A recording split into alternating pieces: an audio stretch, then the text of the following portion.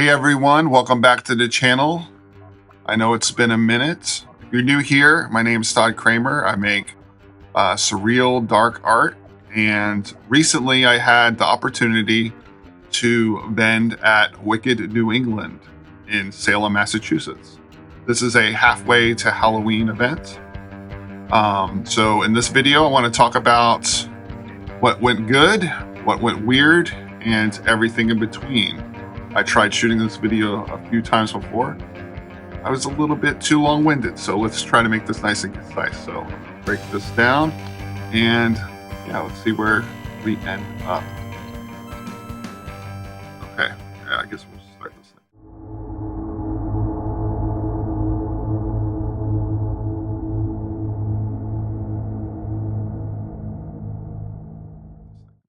All right, so first off, Salem's always an amazing place to be. So, it's felt amazing to have an opportunity to sell my work in Salem. I'm no stranger to Salem. I've been there many, many times. I used to go to college at Montserrat, which is in Beverly, which is right next to Salem. So I used to go there all the time. And I still have friends that live in Salem that I visit periodically. So it was great to be back. And of course, in this capacity, it was even better because selling my particular style of art, I mean, who could ask for a better place than Salem to have an opportunity to do that? So that was amazing. So I mentioned the weird earlier. So the only odd thing is that the Old Town Hall is kind of set right in the town of Salem, which is a lot of cobblestone walkways. So in order to get there, you kind of have to drive down the street, which is usually just for pedestrians. So that was wild.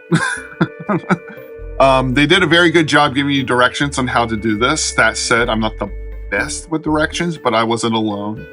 There was another vendor that had the same issue. So what ended up happening is I ended up on the other side of, I think they wanted us to kind of enter from an area where it's a little bit of a shorter distance to have that awkward drive.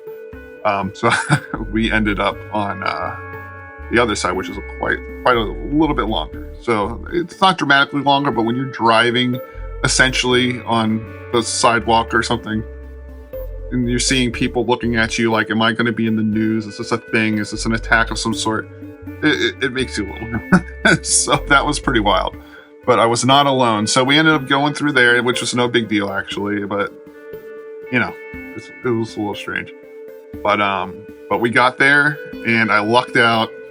My booth was right in the entranceway. So setup wasn't so bad. One thing I did learn, so those of you that haven't done fairs like this before, I'm kind of new to this as well. So it's probably my second one. So for my first experience, I thought, oh, you know what? Maybe one big tub to rule them all is the way to go. So I got this huge tub with wheels on it. I had like probably about 85% of everything I need to bring in that tub. That tub was super heavy. So, and it was a little bulky and clunky inside of it, so it felt like it could just totally just fall apart. Even though it's a super heavy duty tub or whatever. But one thing I did learn from other vendors is if you have more of these kind of medium-sized tubs and then stack them and then bring some type of wheel device to put them on and hold it together with bungee cords, that's the way to go. So lesson learned. That said, it did work out for me. I mean, the setup was pretty minimal and it wasn't so bad. So, not too much loss there, but it definitely was a learning experience. All right, let's see.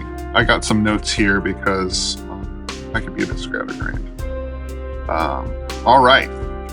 So the event itself, it was a great experience. One of the reasons I like doing these type of events is you get to actually interact with people that are in real time looking at your work.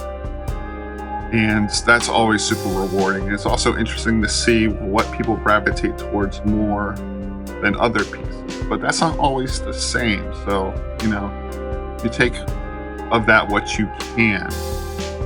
Some of course, like an evergreen successful print of mine, or the Frankenstein monster and the bride. I have a tribute painting to both of those that I actually did a few years, it's probably quite a while back, for another event in Salem. They used to have a Halloween museum in Salem. I think they have a new one there that's not associated with the people that put the one on that I went to. But I did a handful of paintings for them to have in that museum, and I sold prints of them as well. That ended up lasting only a year at that time. But so I have this Frankenstein and the Bride paintings that came from that. So now I make prints of those paintings, and those did very well. So I was very excited for that.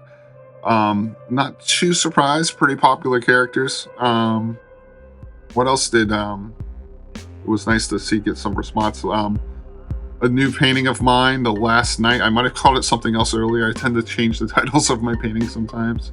But this is of, you might have seen it in a previous video. I believe I did a video on this. Of a ghostly figure in a window with a jack-o'-lantern on one side and a cat on the other.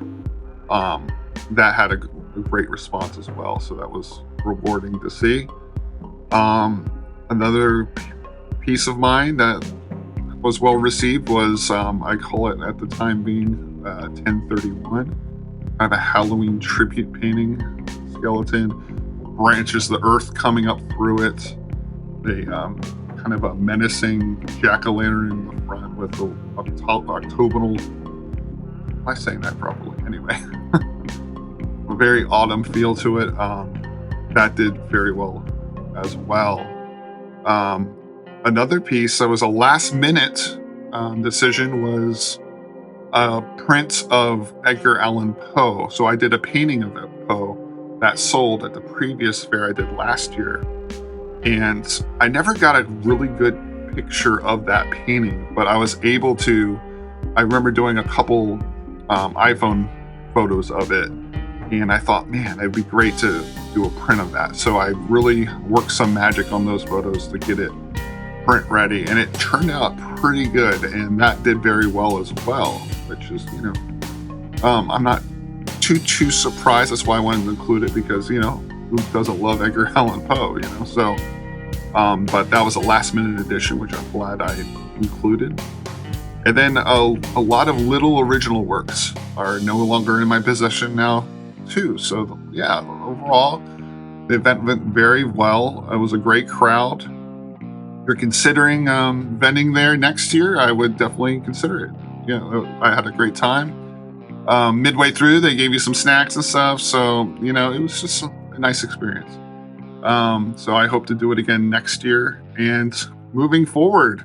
So as I said before, my piece 1031, I really love this piece. It originally started off as a personal personal acrylic painting.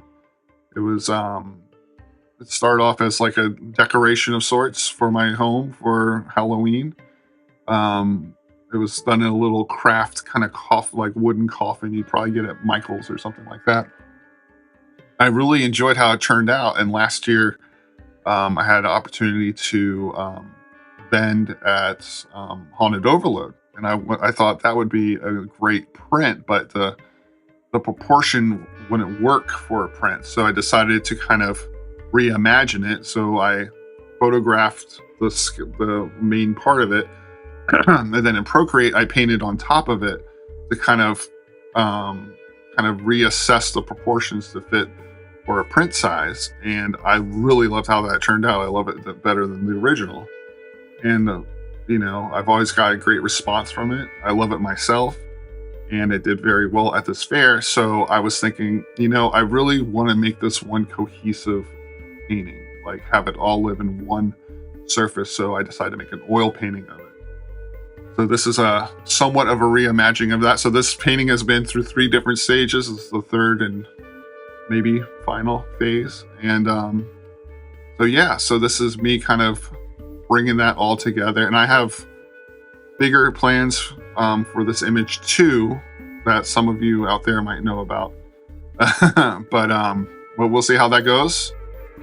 But for right now, I've been working on this painting, so I don't consider it completely done yet. So this is just a time lapse up to that point of where it's at this moment. It's near completion for sure.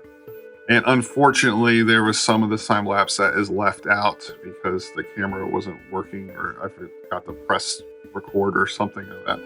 So some of you might see a jump and like, oh, all of a sudden there's a fully formed pumpkin there where it was like kind of a sketch before. But we work with what we got. Again, thank you all so much for tuning in. I really appreciate everyone that comes and checks out this channel and checks out my artwork. I'm hoping to do these more often, but I get caught up in my head and maybe talk about it for another video. Some of the things that kind of dampen the momentum of Todd Kramer art. But for now, thank you again, and please enjoy the time lapse. And also, when the background music is from my project by Candlelight, a song called Gardens. This is the first song I put out by Candlelight. Um, I just kind of decided to sync it up with this time lapse for funsies. But thank you all so much. I really appreciate it and enjoy. Thank you.